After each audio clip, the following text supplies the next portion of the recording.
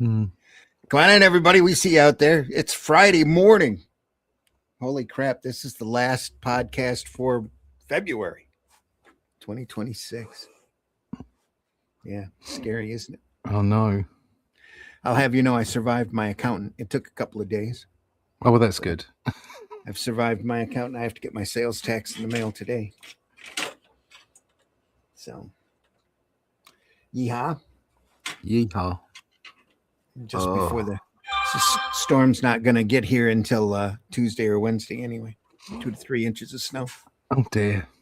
More inches of snow, I should say. Anyway, Michigan, what can you say? Come on in, folks. We're here. We're semi-awake. I've got coffee. I've got a great book. I've got Russ here. We're going to enjoy this graphic novel. So I'm your host, Randy Zimmerman. I suppose we should run the opening first, though. Yeah. Let's run the opening, and then we'll get into introductions.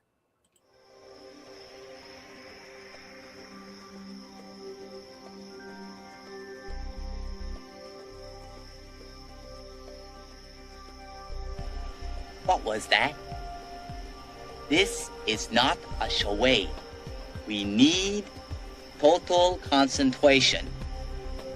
Now, once again, this time, with theory.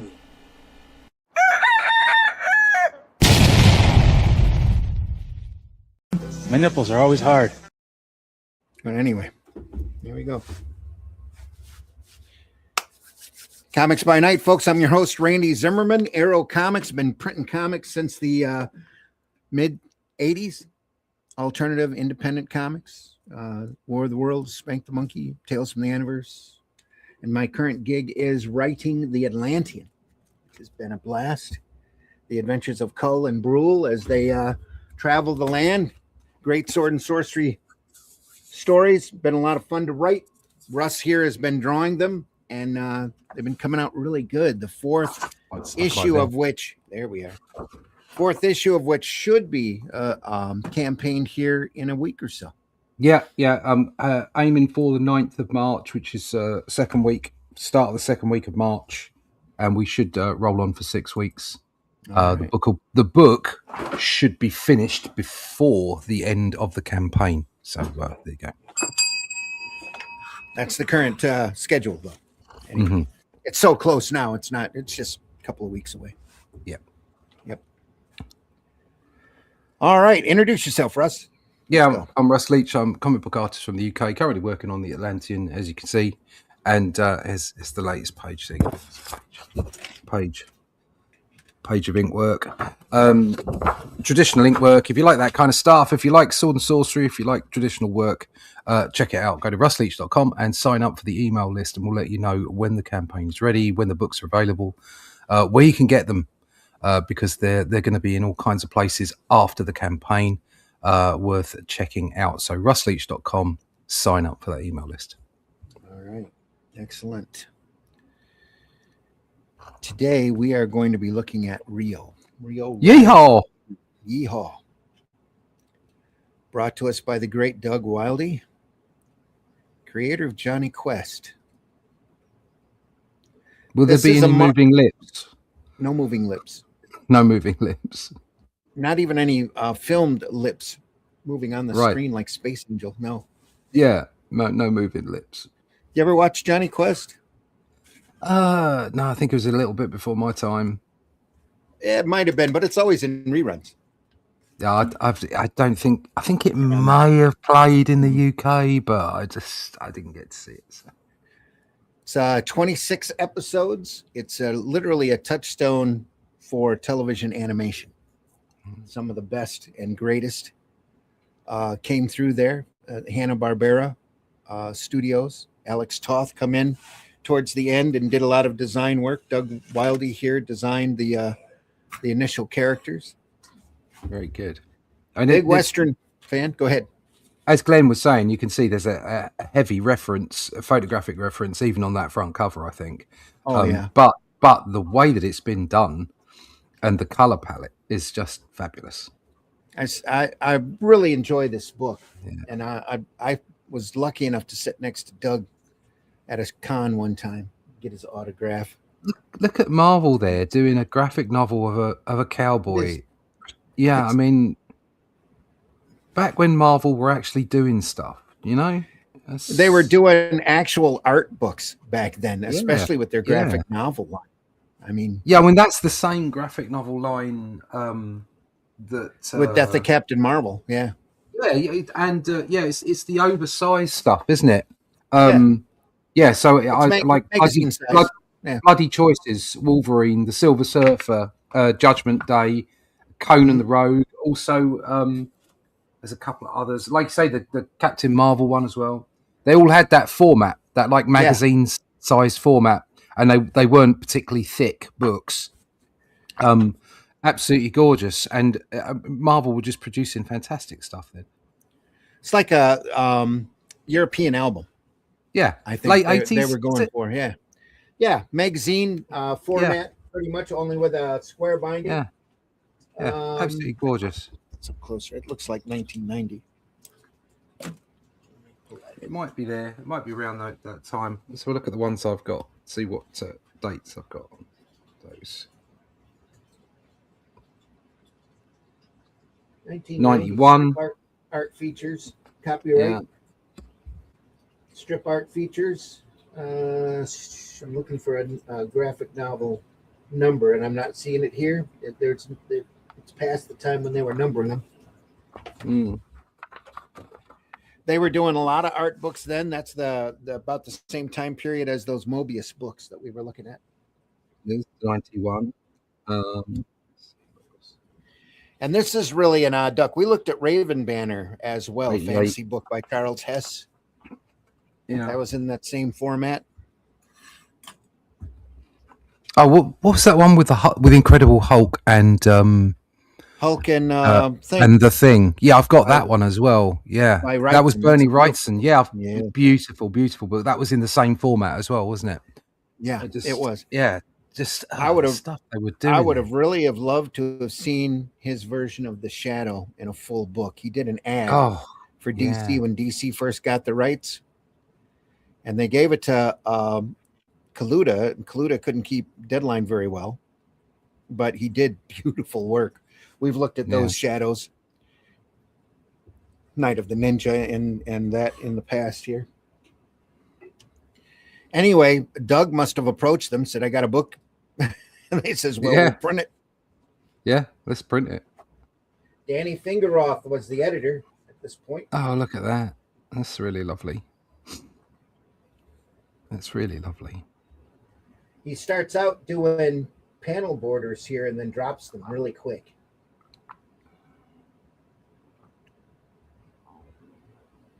But yeah, you can tell this is a labor of love for him. Yeah, it's a labor of love, isn't it? Look at it. Right the way. I love the lettering as well. Yeah, I'm really sure big. He did this on his own. Yeah. Yeah. Well, it might have been meant to be printed smaller too. Right. Because back during this period, they were fooling around with all sorts of different formats. This might have originally been meant for a digest-sized book, especially with the way the lettering is so big. And you could read that pretty much through the camera. I can read it with my bad eyes. Yeah. This is great. Down the little used rutted road. Yeah. That's a negative space. Little odd panel gutter here, curved. You could have continued that over. Yeah. Where would the fun be in that? Get that French curve out and draw that baby in, and I would imagine he went through and masked out all of this stuff for the colors. Yeah. Dave's in the house. Genuine Comics. Yeah, you're right, Dave. A lot of photographic reference involved in this book, but is executed it beautifully.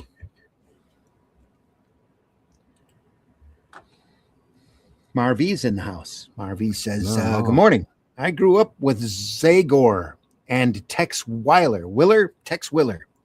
Never heard of Rio. I'll check it out later at home. Have a great weekend." Rio is, I imagine, Wildey's own invention. He's just out having fun on this, telling a story, and Marvel's printing it. Good morning, gents. As far as I know, there was never a first Rio, and there might have been. I'm just not aware of it. Dave in the house, like you said. He says, this is a Marvel publication. Imagine them having continued to diversify their genres. Absolutely. Now, much more interesting. How much more interesting the comic book landscape would look right now? Well, Dave, during this period, Diamond was becoming the exclusive distributor. The direct market was booming, and Diamond was getting a wedge in on exclusives. And Diamond was going around, and I know this for a fact, telling everybody that superheroes sell. That's what they want to move in. Retailers move superheroes, don't do westerns or passe. Romance is passe. Do superheroes. I think, and without sounding offensive to my American colleagues, friends, and cousins, the way the American comic book industry went was very American. I mean, it was the bucks.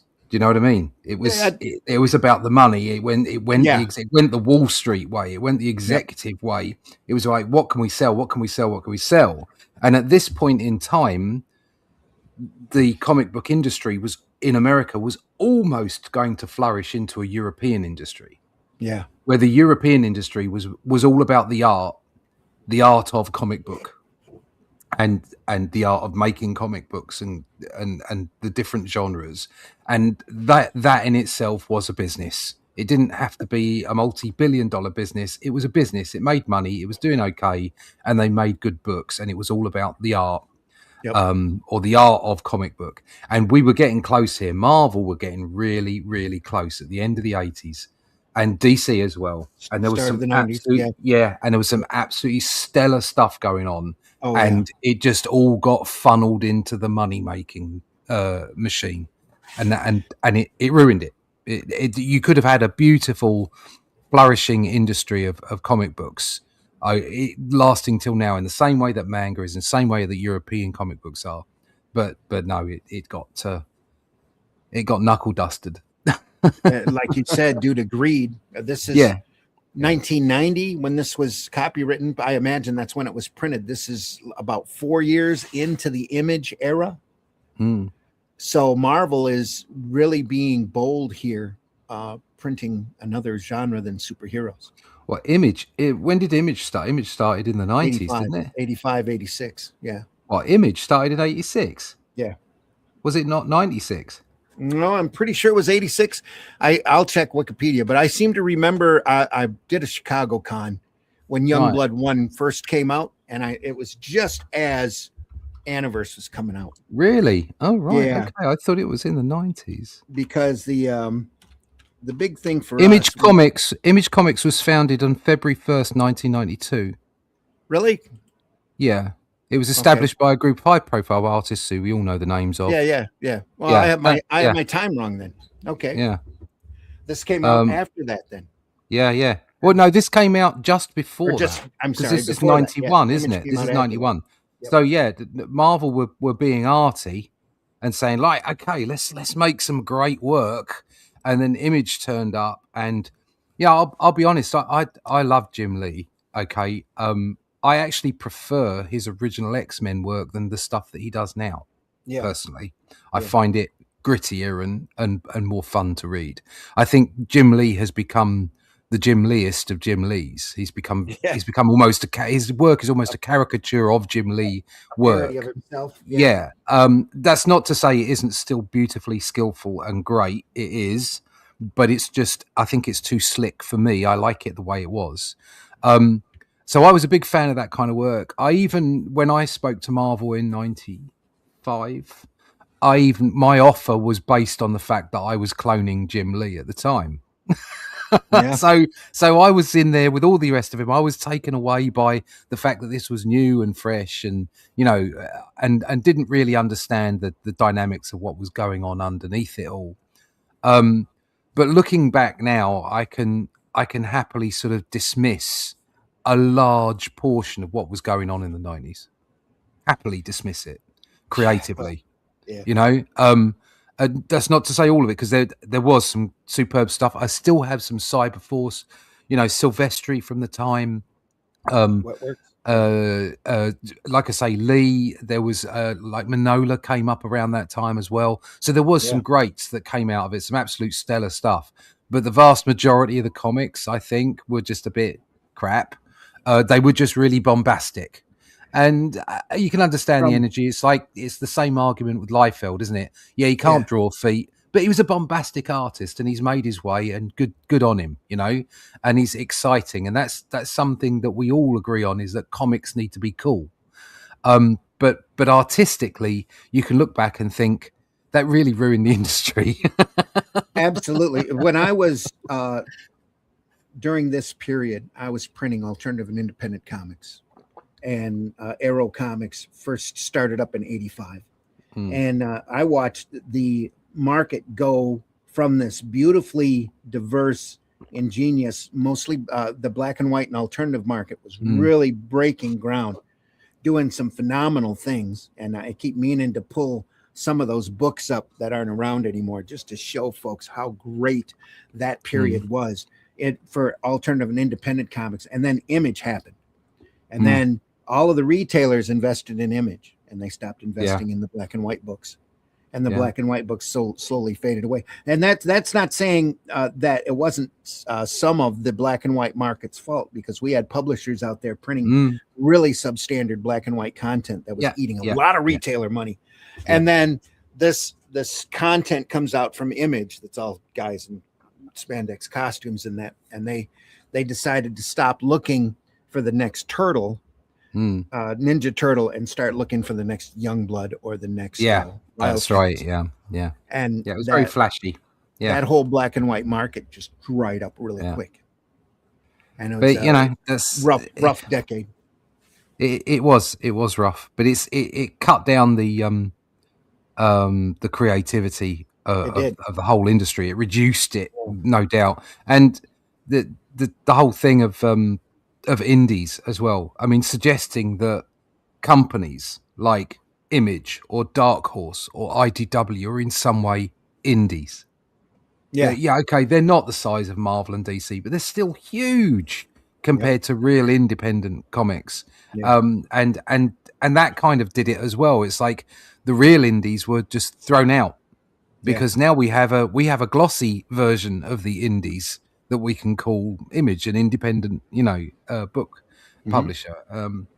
It didn't do the American industry any favors. Well, even from an artistic perspective. Yeah, even after Image realized their mistake, and they did, and they started publishing oddball, alternative, and independent comics, it was too little, too late.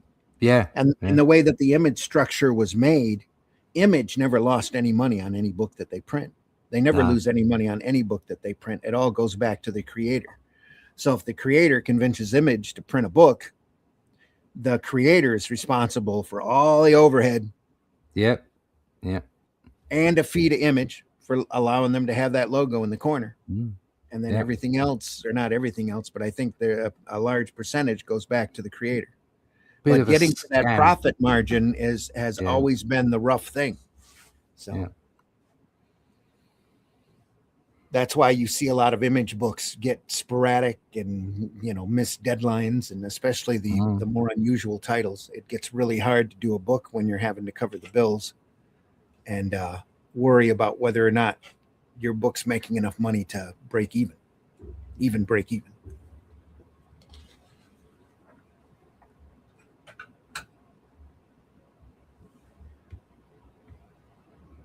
Lies, lies, all lies. Yeah, Byron Price was running at this point. He was doing digest size comics and magazine size collections, graphic novel collections, doing adaptions of Harlan Ellison and Roger Zelazny's science fiction work. It's some really great stuff came out during this period. Some really unusual things, but you really have to look for them, and you'd never see them at shows anymore. Anything that's not superhero. Rarely do you see them at shows.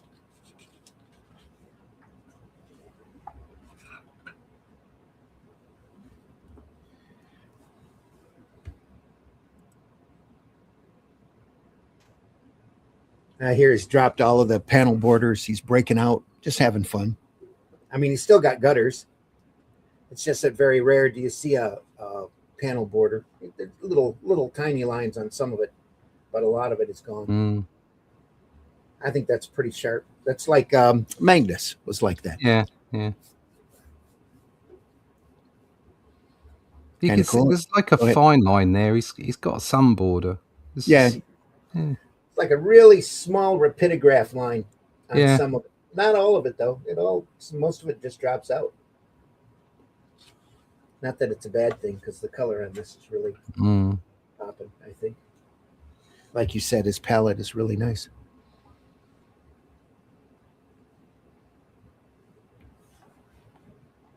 This a little bit of I don't know. It looks like a cross between Wrightson and Kelly. Is it Shelley? Who did the Batman run? Kelly Jones. Kelly Jones, that's it. Yeah. Just in places, just the blacks. Yeah. The way that he's using some of the negative spaces. He did comic strip work for a while. I think he had a comic strip called Jason's Quest for a little bit. Right. It's nice work.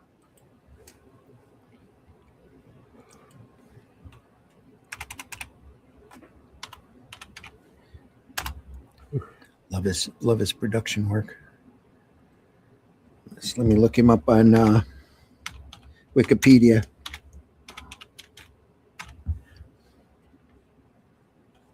That's about the only thing that they're trustworthy for on this. Sometimes their autobiographies are really good. Douglas Samuel Wildey, May 2nd, 1922 to October 4th, 1994, was an American cartoonist and comic book artist, best known for originally conceptualizing and co-creating the classic 1964 American animated television series Jonny Quest for Hanna-Barbera Productions. Was born and raised in Yonkers, New York, adjacent to New York City. He did World War II military service at Naval Air Station, Barbers Point, and Hawaii. Oh, that would have been... well, no, actually, World War II in Hawaii. That was probably pretty hair-raising. At the time, they were worried about another Pearl Harbor. Where he began with his artistic talent and creative animation career as a cartoonist for the base newspaper. He recalled his professional start as freelancing for the magazine and comic book company Street and Smith in 1947. Because comic book writer and artist credits were not routinely given during this era, the earliest confirmed Wildey works are the two signed pieces in his publisher's Top Secret number 9 from June 1949.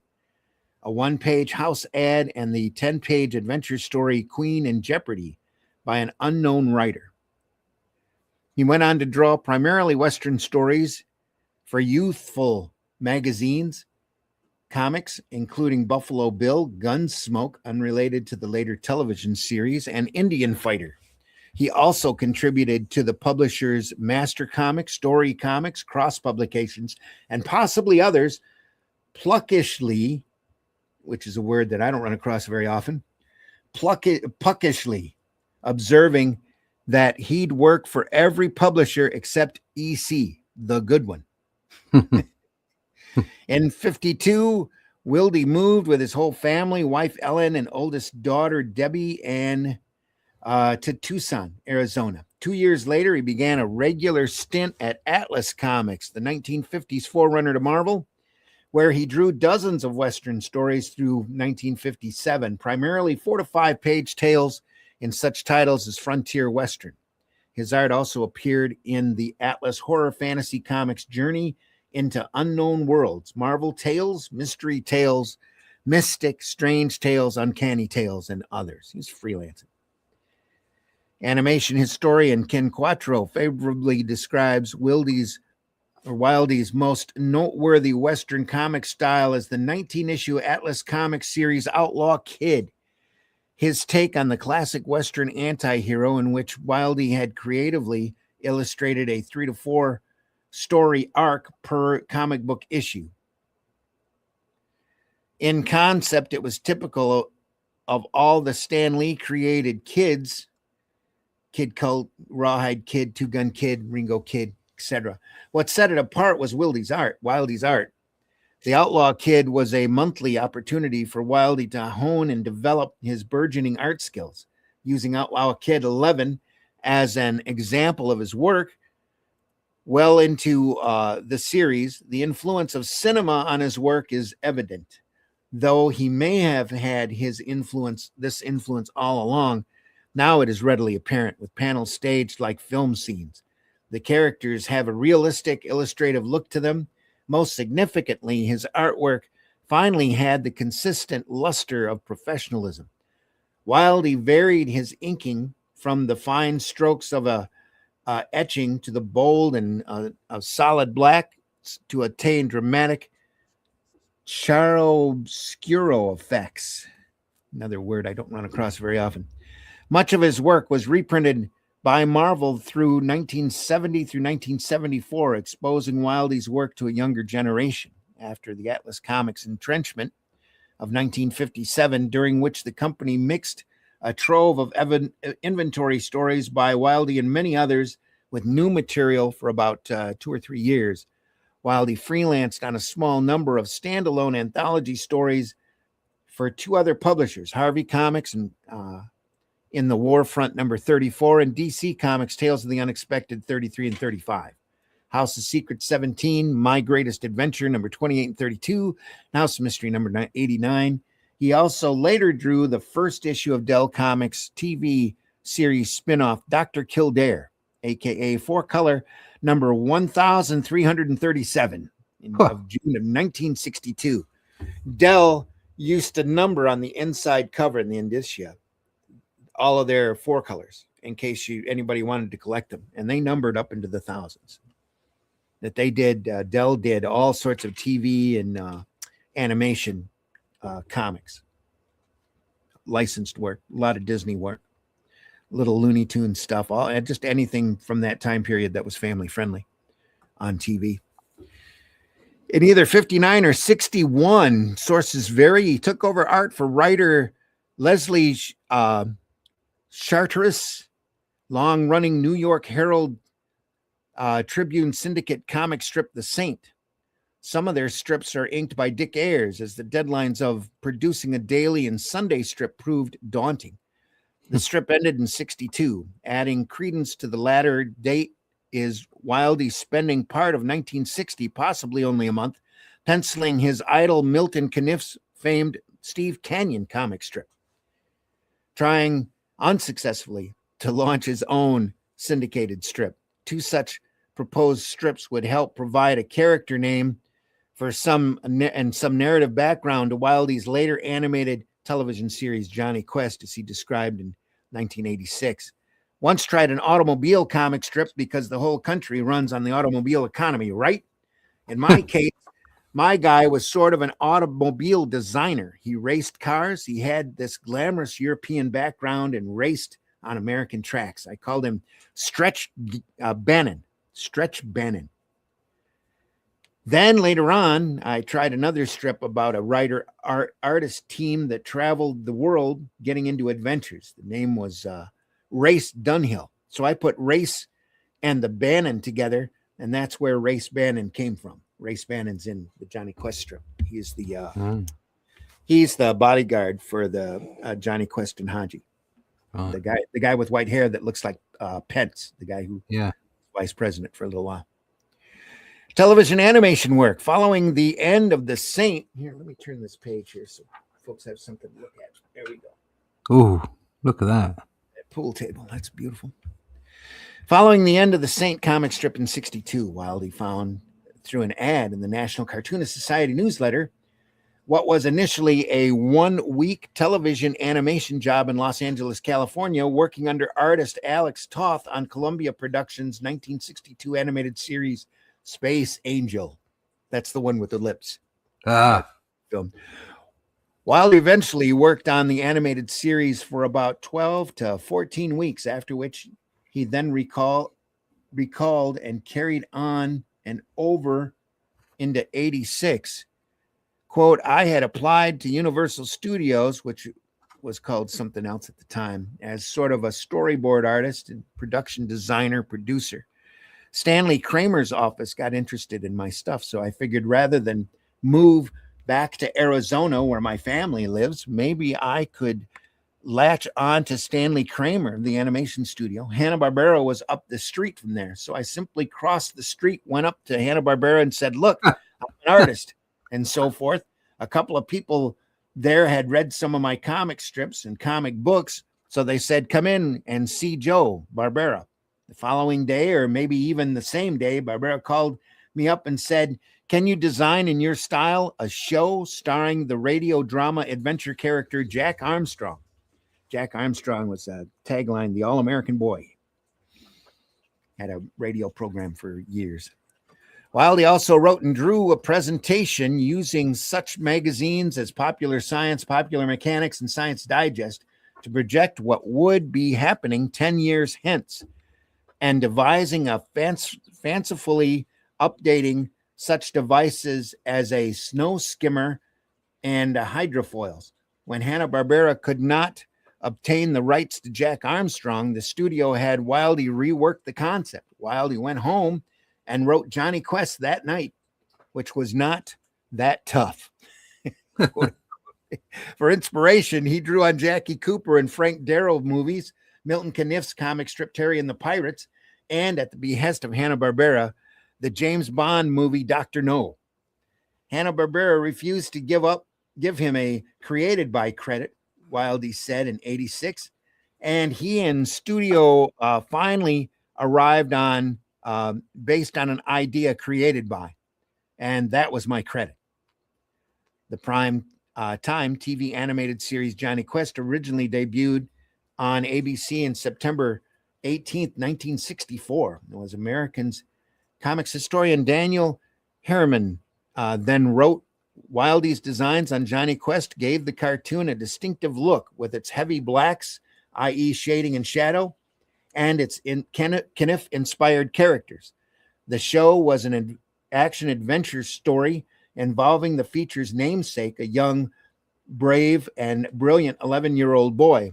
The cast of characters included Johnny's kid sidekick named Haji, Johnny's globe-trotting and brilliant scientist dad, Dr. Benton Quest, and the group's handsome bodyguard, secret agent Race Bannon, who looks as if he stepped out of the pages of Kniff's comic strip Steve Canyon.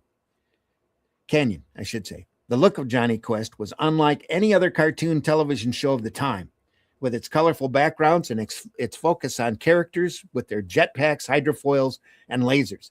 Wildey would work on other animation projects, but it was with his work on Jonny Quest that he reached his widest audience, bringing a comic book sense of design and style to television cartoons.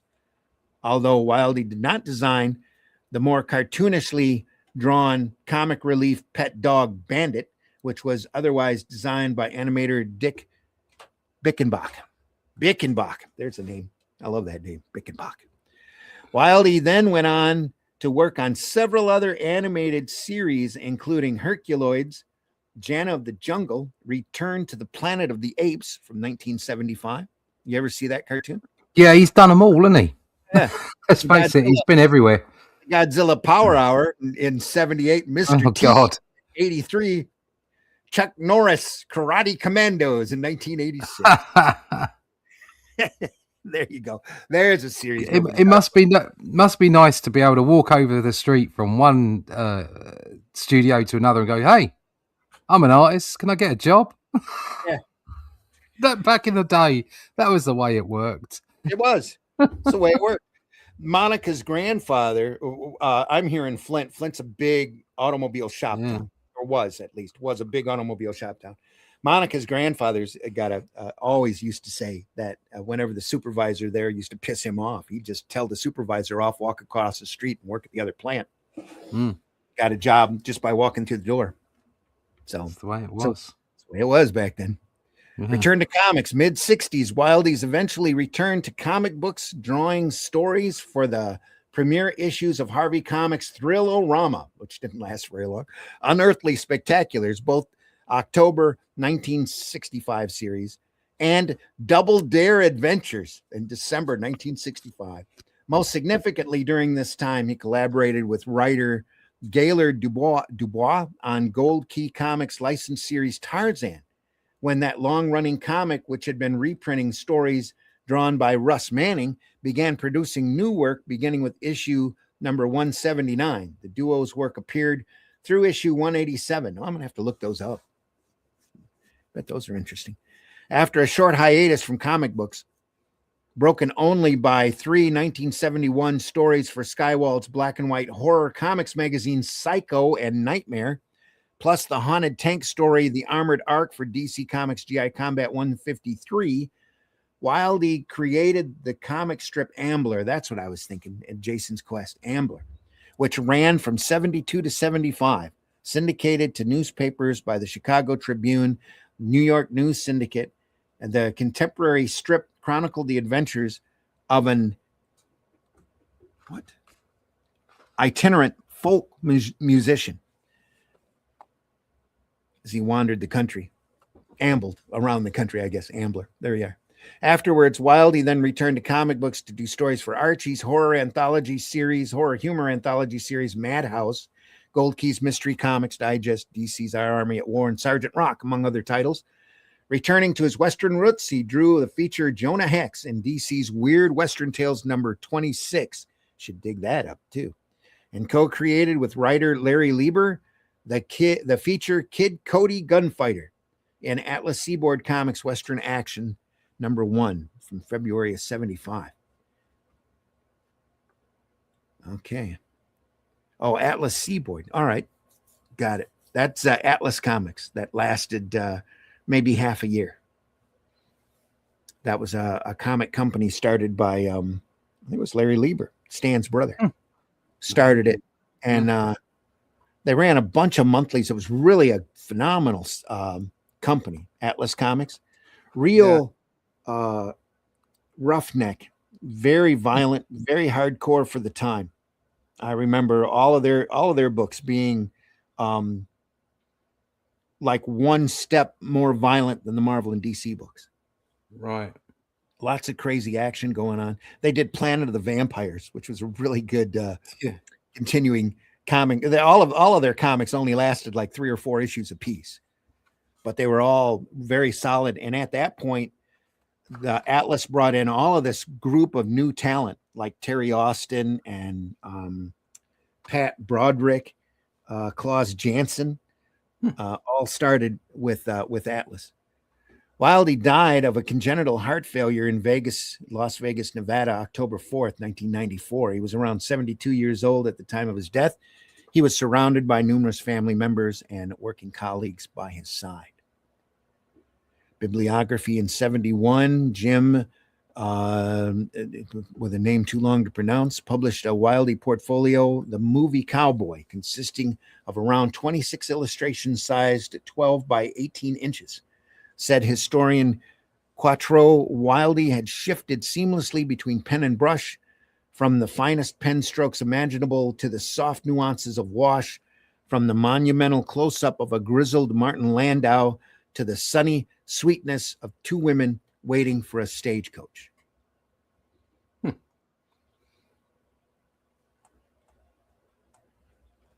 There's the Wikipedia biography of Doug.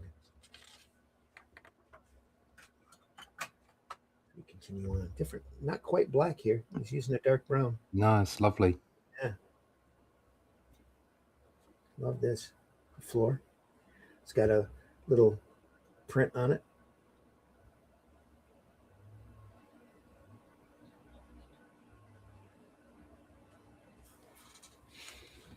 Nice stuff. Where'd we leave off here? Good morning. I've been using the Comic Book Plus site as inspiration for coloring this week. Awesome, Levi. Thanks for joining us. Up above that, Levi says, I'm late, but present now. Good morning. I like the bells as a paperweight, and the art is looking Western as heck. Yeehaw. Yeah. I hear you, Levi. Thanks for joining us. Yeehaw indeed.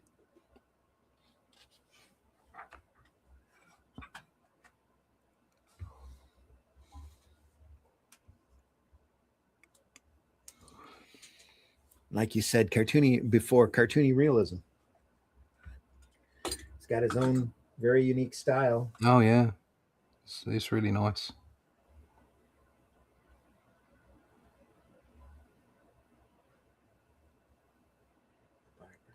Don't start asking me questions. Don't start asking me questions, Charlie. Oh, newsflash, by the way. Yeah. Star-Lord is having an archival collection. That would be a great thing if they were consistent.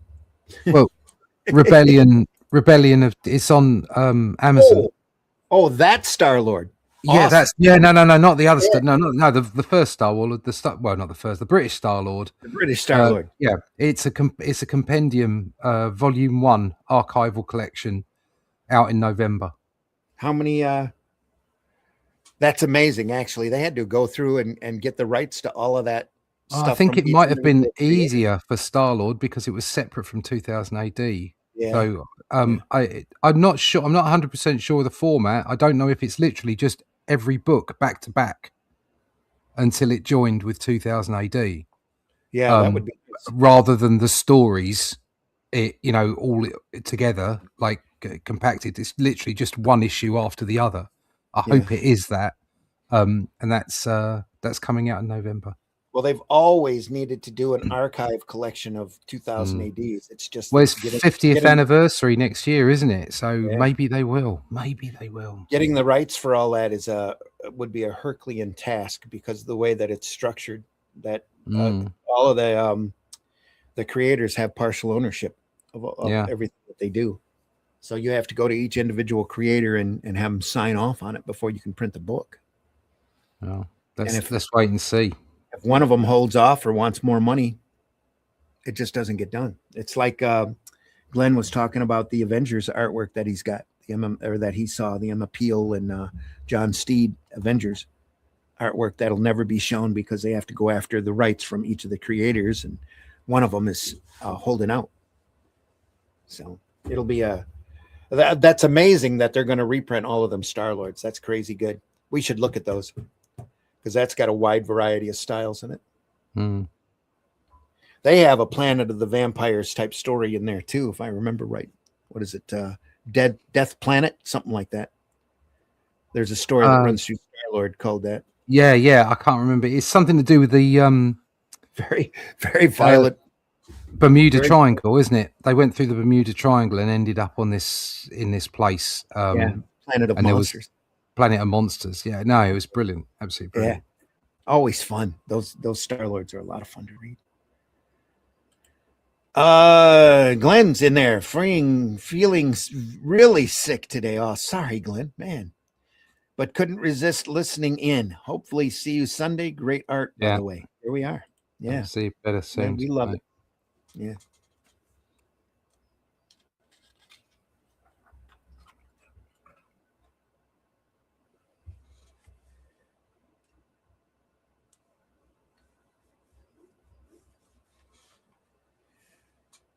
Yep.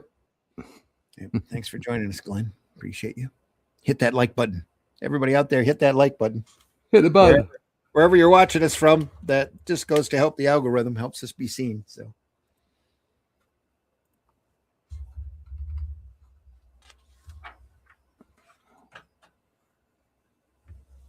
Chapter break. This is 23 pages to this point. I wonder if he was planning on this being a regular comic, maybe a mini series. Does that be about right for page count back then? Oh, here we go. Look at that. Part 2. Wow.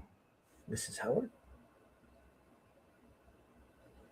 Love the way he's gone for big, massive, broad lines for the foreground. This back here is just painted in. Yeah, it's almost like he's taken people out of the midground and just blown them up. But he hasn't. He just knows not to put too much detail in. It's great.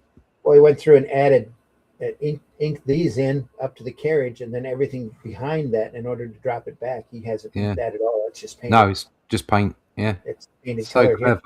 Yeah, beautiful. The dog here too is painted, so they don't want him standing out too much. They didn't do an outline on him like they did the girl and the coach here, and the guys in the foreground.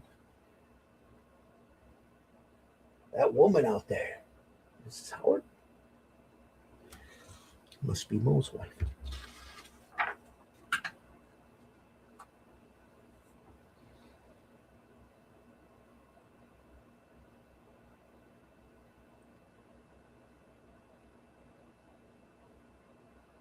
It's been over 6 years.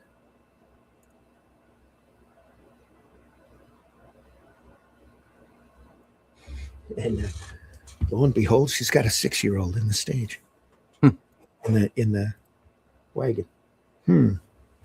Scratch. Wonder how that happened. Anyway. This is nice. The tracks in the road even. Nice touch. Ruts in the road.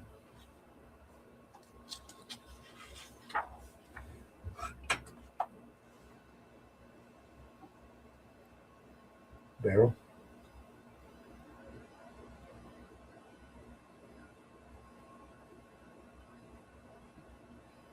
Oh yeah, the kid. So before he learns his real name is Jesse James Jr. Oops. Oops. Yeah. It's not Rio's.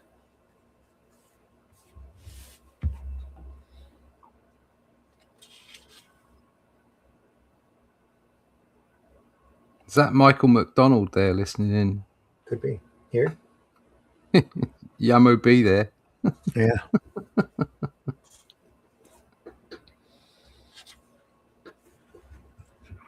Oh, there's some action.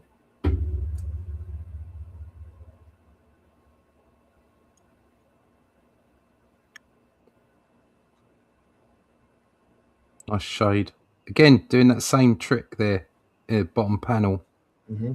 No, the bottom middle panel on the other page, where he's got the two people in the foreground, and it's got really thick lines on them. Mm-hmm. I love that. Shows a confidence and an ability. Yeah. Just loving the tracks in the road here. It's a nice touch. You don't see that in comics very often, I don't think. No. That's a nice action shot. Yeah. Excuse me. Just enough to get that point across. You can see his animation style coming through.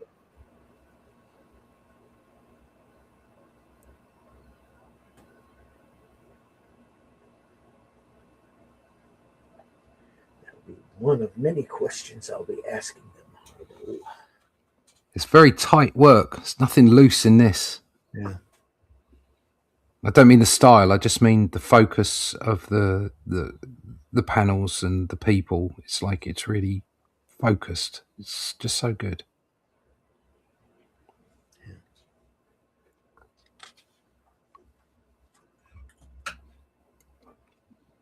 And he knows when to be simple as well. I mean, look at the face of that guy with the bald fella with a moustache. Yeah. Yeah, look at that. It's just simple, that face. It's great. Mm-hmm. Same here, just a line. Yeah. Then the star coming out of the shadow.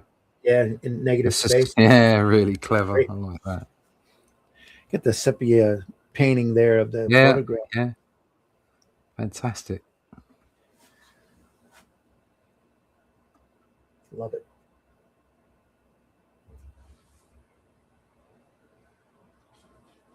Oh, that reminds me of the guy from Jaws. Queeg, whatever his name was. Yeah, little. Yeah. Gonna need a bigger boat. Yeah. Well, no, the other one. We're gonna need more guns. Yeah.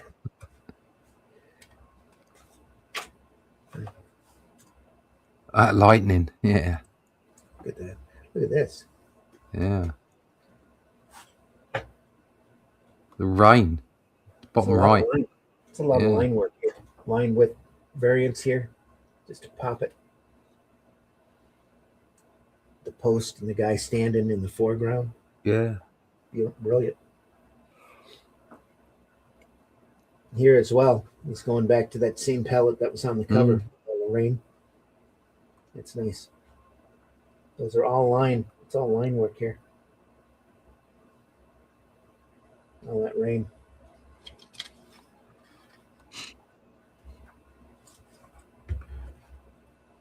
That's a nice touch too.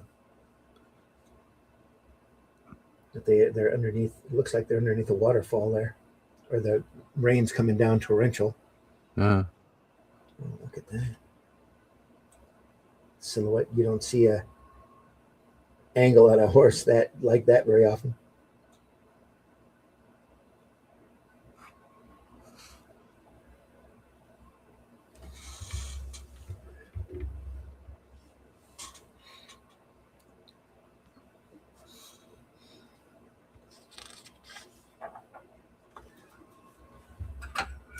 Oh, look at that. There's a little bit of time. yeah.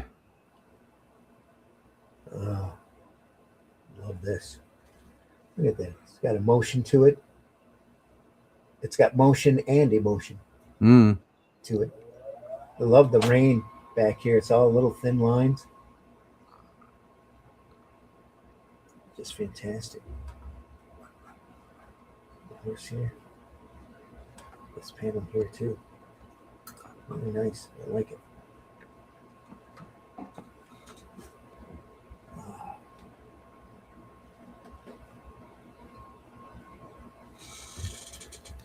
Can't do a successful Western without knowing how to draw horses.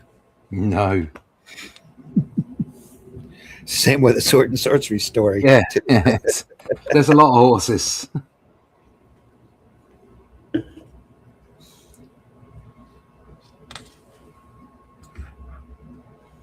Tom Howard is Jesse James, infamous bandit, lives among us.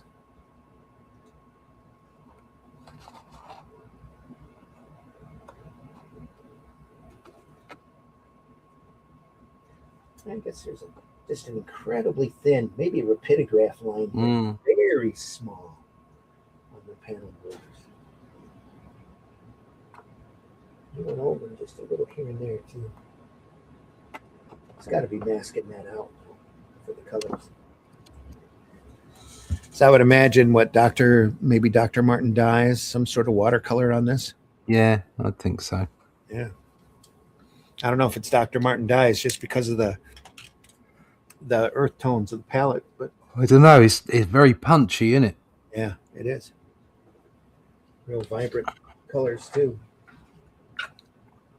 Look at that. Love it. Yeah. Time to go home. Good to horses. Mama. Yeah. It's beautifully done.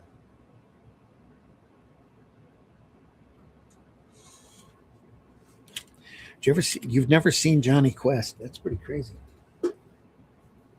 Yeah, I might have seen like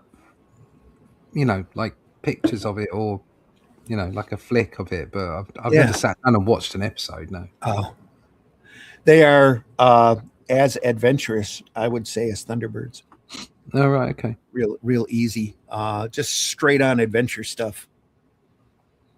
With a little bit of science fiction and a little bit of horror in there. They have one giant spider that comes out of a spaceship that's pretty cool. There's an invisible monster episode that's just amazing. Oh, you gotta love that. One with a large pterodactyl. That's pretty hot. Full Let me on see. dinosaurs. Gotta love dinosaurs. I don't remember there being any dinosaurs. Well, a pterodactyl's a dinosaur. Well, yeah, pterodactyl. Yeah, Turu. Old man was controlling him. Come, Turu. Great stuff, though. Let me see if I can pull up the opening here. Can we? We'll just get struck, won't we? Yeah, we won't play the music. The music's the big worry, I think. Right. Anyway. Stupid ad. It's like stupid monkey. Let me see here. Share screen. Everybody here in the States has probably already seen this a lot. Ready? I'm going to can the sound. Oh, and it's shaky, or it's blurry. There's Turu. Oh, right. Okay. Oh, Sorry for the Look. Y7FV. Friendly Lots of violence, animals. perhaps. There's the spider. Yeah. I think I've seen this. I think you've shown this before. This is what I've seen. Could be, yeah. The whole show is like this. It's got this quality. There's Ray Spannon. Yeah. The guy who looks like Pence. Floating platforms. There's Bandit. Little snakies. No. This is from Boomerang. Boomerang showed it for. I don't even think they show Jonny Quest anymore. You can find all of them over on Tubi. That's from the pilot. That's amazing. That's great stuff. The pilot's the only episode that doesn't have Haji in it, which is his Indian companion. Right. And the story behind him is that they saw the pilot and they decided the kid, Johnny, needed a companion to work up against.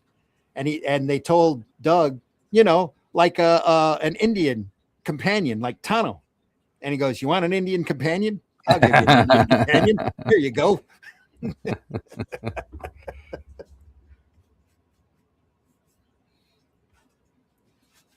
Bandit. Bork. Bandit. I love that ship too. That's just amazing. Anyway. Back to our main show. Back at the ranch. Yeah.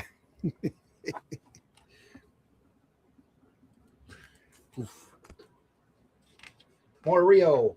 Oh, look at that. Oh, look at that. Boom. That guy on the right there looks. Yeah. He looks a little bit like what's his name from Kung Fu, Master of Kung Fu. Yeah, David Carradine. Carradine, yeah. Gave the kid his star. Nice touch. Look at that. So again, the background here is all just painted. Everything's inked. That's important that he wants you to take a look at.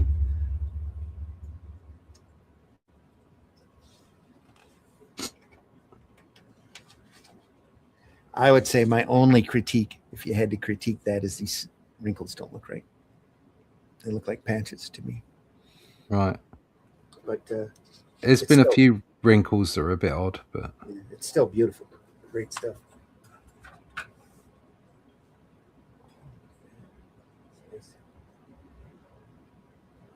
I'm going to shove this gun up your nose. Then what are you going to do, eh?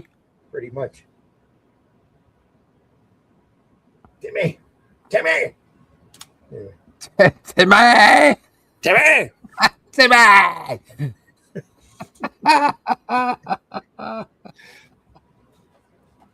I love how like in some places it's like super realistic. Where obviously he's going from photographs and stuff.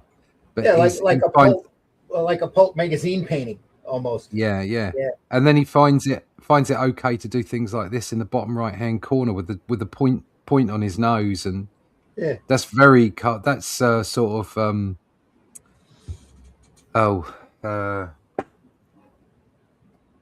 Alex Toth like. Yeah, very much so. Yep. Yeah. Well, they work together quite a bit, so. Yeah. So, but it's great that you can. I mean, it's even in the same panel. That woman, she's quite realistic, and then the guy at the back as well. And then you get those two guys on the right hand side that are moderately cartoony. They're great. I love it. I see a lot of touches in here that look so much like Toth. It's not even. Yeah. In places it could be confused for Toth. And composition as well. Yeah. What I loved about Toth was the fact that he had a range of styles. He just did it. But before I knew, I would have said, well, that's a different artist. It's just like he was just brilliant. Mm-hmm.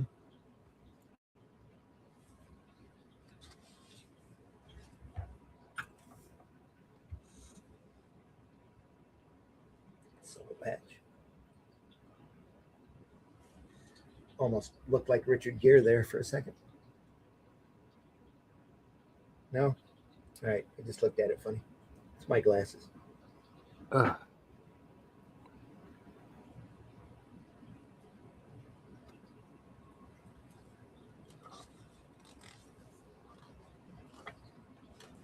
Darker color here in the foreground to drop it back. Focus your attention there. lot of over the shoulder, up the nose looks too. It's Yeah. very cinematic, especially for that time. Well, I mean, it's hard to believe this is a Marvel published book, to be honest. Yeah, it is. It is. But they, like I said, they published all of that Mobius stuff. They published a lot of really good, unusual material during this time. You should see Starstruck, that by William Kaluta. I've got that sitting here. We'll look at that one of these days. Just beautiful stuff. Very different from your standard superhero stuff.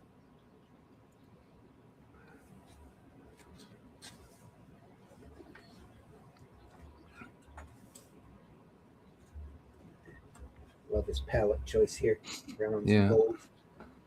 Just great.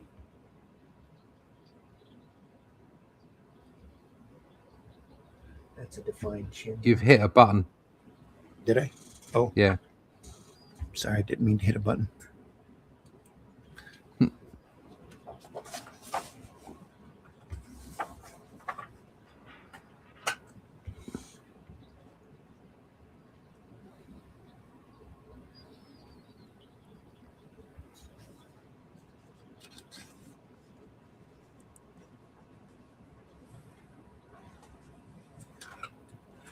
It's an execution. Look at that.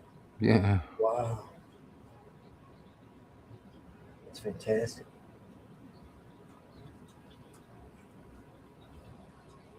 The reflection of the branches on his overcoat here. Yeah, it's lovely. Yeah, nice touch. Didn't have to do it, but it sure does add to it.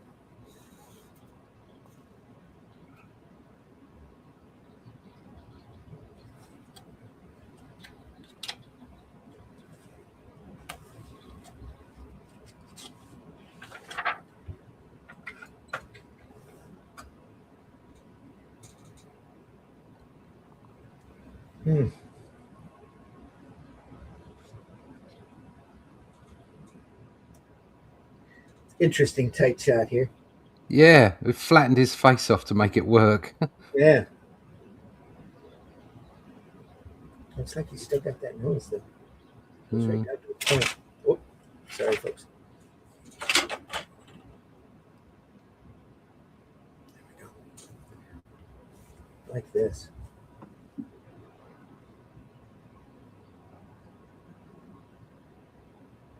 Really working off the harsh lighting here. Yeah. Nice. I love it.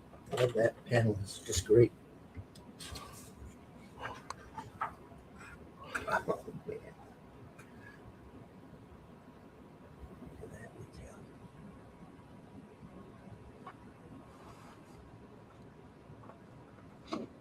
And here it is again. Almost not quite a silhouette. Expertly done. Very atmospheric. Yeah. This guy's got a dirty shirt. Bull. Back off. I saw her first. He's going to be fighting over the women.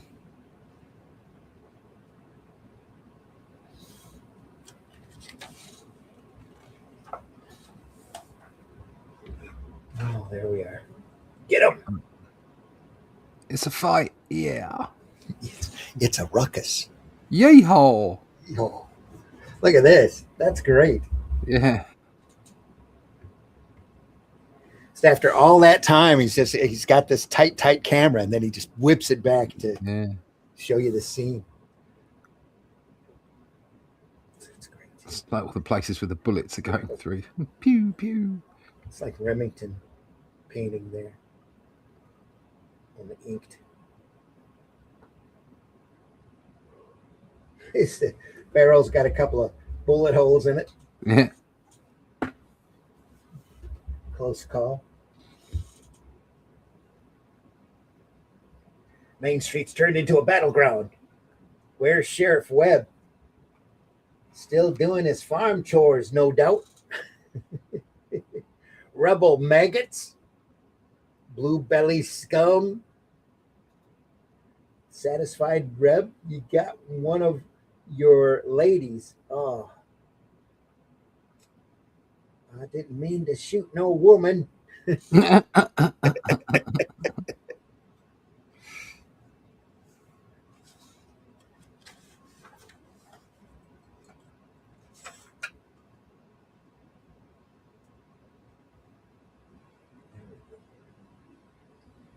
got a photo reference. Yeah. There, that's hot. Look at that. Yeah. Relaxing on the bed. He's going out the door, out the window. Ah. Yeah, isn't that great? He's busted up real bad, doctor. Doctor might save him. Doctor's busy sewing up Mary Blaine. She was shot in a crossfire over on Main Street.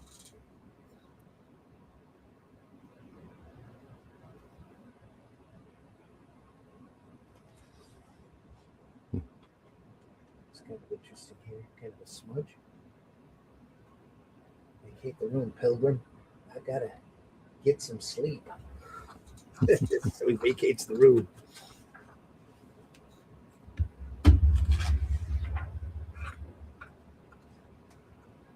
Arrest him. That's that down there where he's shooting the gun and he's got negative space where the flash is. That's, yeah. Special guest appearance by Charles Bronson. Yeah.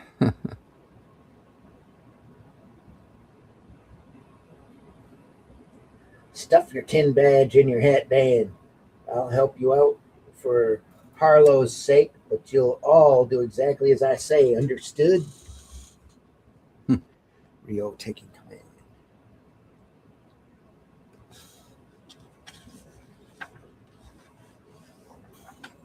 Ah.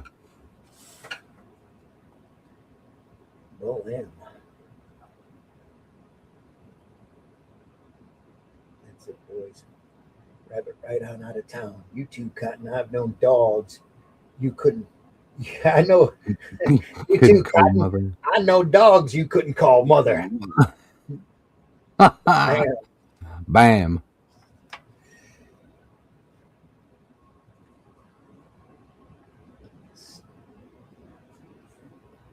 Some shovels and bury Harlow, Webb, and Cotton Dobbs. Dead bodies in the street hurt the image of clean, quiet limestone city. Yeah, but we're an open town, no law. What'll we do? Lie to him. You're good at it.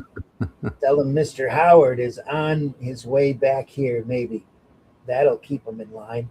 I've got a train to catch. And these ending quotes are quite good. On April 3rd, 1882, in his hometown of St. Joseph, Missouri, in the company of his trusted lieutenants, Jesse James took off his guns. He was promptly shot dead by Bob Ford, who collected a $10,000 reward. Jesse James Jr., Timmy, grew up to become an attorney at law. Not the same Jesse James. Yeah, not the same. And that's it. Good night. What a great book. RIO Rides Again, folks, by Doug Wildey. Yeah. Creator, writer, and artist. Cindy Emmert design. I think Tom DeFalco gets enough credit as for his EIC ship, because it was under him that there was a lot of this kind of stuff, wasn't it? Yeah, there was. And did he come in after? Is he coming after Shooter? Shooter, yeah. Did he come in after Shooter? Because I mean, Shooter got the ship back on the. He got him back on the straight and narrow. Yeah, I'm pretty sure that was the 80s. Yeah, he was harsh on. Yes, so he would have come in after. Yeah. Yeah, and so but DeFalco was obviously focusing more on different lines, on different stuff, and he produced this stuff, and it was great. Well, it was a prime time because the direct market was wide open at this point. People were ordering a ton of stuff back in the 90s.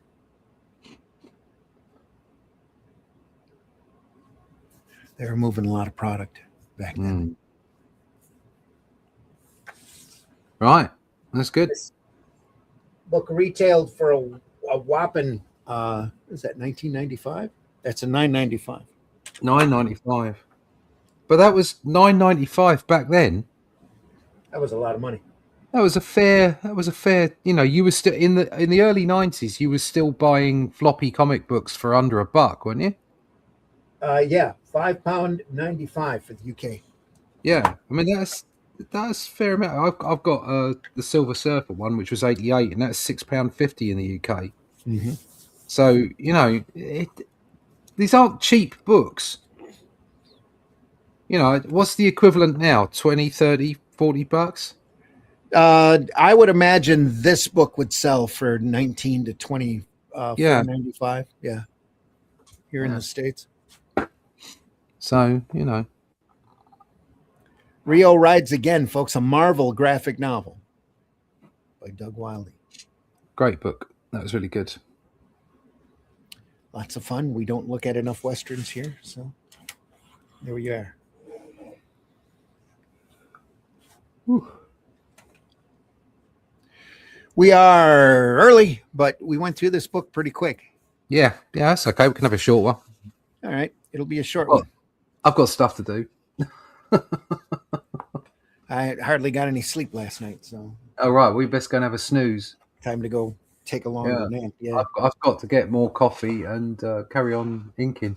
Especially while the wife is at work. Yeah. She's casual, so she gets to set her own hours. So she goes in early Sunday. There's nobody around to bother. Right. So she can do work. So there you go. Ready, Russ? You want to tell folks how they can find you? Yeah. You can find me at russleach.com. Go there, sign up for the email list, and you can see stuff like this. This is like the latest inks from Talking to Horses.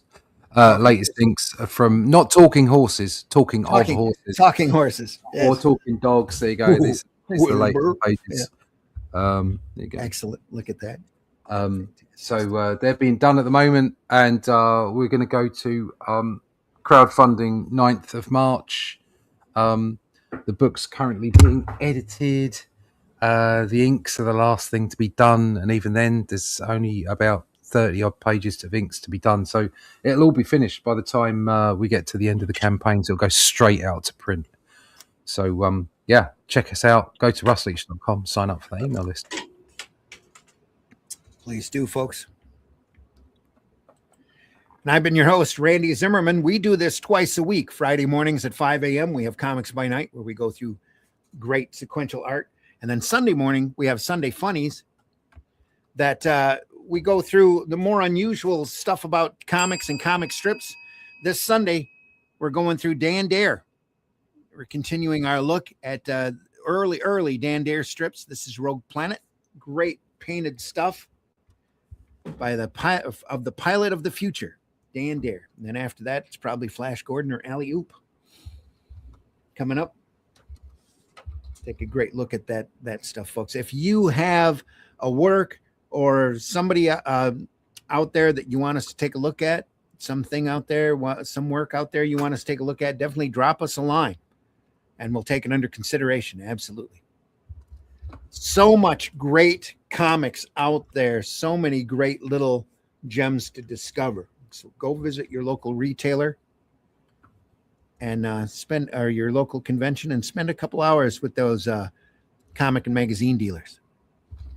And look at some of those boxes that might not be looked through very often. You'd be amazed at the great stuff that you're going to find. Folks, we deeply appreciate you stopping by. We know the majority of our viewership is after the fact. We appreciate you also as well. Please hit that like button, hit that love button, any kind of interaction. Leave us a comment. Any kind of interaction, no matter what platform we're on, just goes to help our algorithm and helps us get out there to be seen. And that's our biggest problem right now. We're looking through all of this great stuff, and there's not enough people looking at it with us. Later, fellas. Hope you have a great day. Thanks, PBR. Thanks for being here. Appreciate you very much. Hey. He was in earlier up there. Yep. Levi says, thank you for another fun show full of infotainment. Yep. Like infotainment. It's the future. And again, Levi, you're welcome on here whenever you want to come on. They're all, we've got a group on Facebook. If you're a professional and you want to comment on this stuff along with us, I invite you to drop me a line. You can get a hold of me on Facebook, and we'll see what we can do. All right. I think that's it, folks. We'll see you all Sunday with the great Dan Dare. And we'll go from there. Have yourself a really great weekend. Be safe. Be careful. Read comics. Share your love of comics, not your trolling and your hatred. Those social platforms out there can be real antisocial. Trolling doesn't do you much good. Gives you a small dopamine hit. And then afterwards, you feel like an idiot for being so mean. Anyway, if you're nice and you're out there talking positive about stuff, you find a comic that you love or a comic that you loved when you were a kid or one that's in your collection, remind yourself how great comics are. Don't be afraid to do that. Lose yourself for a few minutes in another world. So that's what sequential art is all about. Again, folks, thanks again for stopping by. We appreciate you very, very much, and we hope that you'll do it again. We'll see you soon. That's for Danya. Take care, everybody.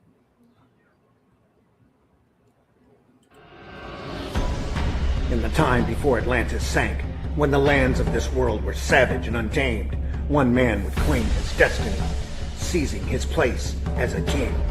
After defending his throne and learning the devastating truth of the Serpent Kingdom and its deadly cults, King Kull in his right hand ruled the Spear Slayer, make a solemn vow to hunt down and destroy the hidden empire of these serpent demons. These are the tales of those journeys. This is the Atlantean. Tales inspired by the brilliance of Robert E. Howard, featuring his first barbarian characters as introduced in the pages of his classic tale, The Shadow Kingdom. Each volume contains beautifully painted covers and around 50 pages of original black and white art and story, featuring classic sword and sorcery adventures you don't want to miss. Join us on these epic adventures and sign up now for news with the email list at russleach.com. Bring your axe and prepare for battle. So this is the divine intervention. You could become a spiritual guru on your own, but you just have to tie your shoes, and you just have to know how to eat burritos backwards. Joke's on you, bitch. I love this shit. Hi, y'all. It's time for Appalachian Word of the Day. The word of the day is asphalt. Well, we wouldn't have been late to the convention, but it's your asphalt for not getting up in time. Hi, would you like some headphones? Absolutely, but how did you know my name was Phones?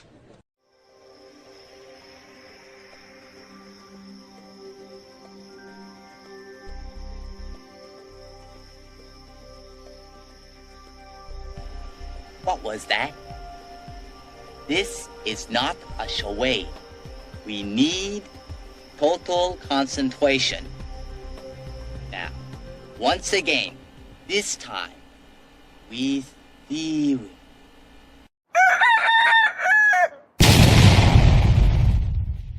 How can you close me up? On what ground? I'm shocked to find that gambling is going on in here.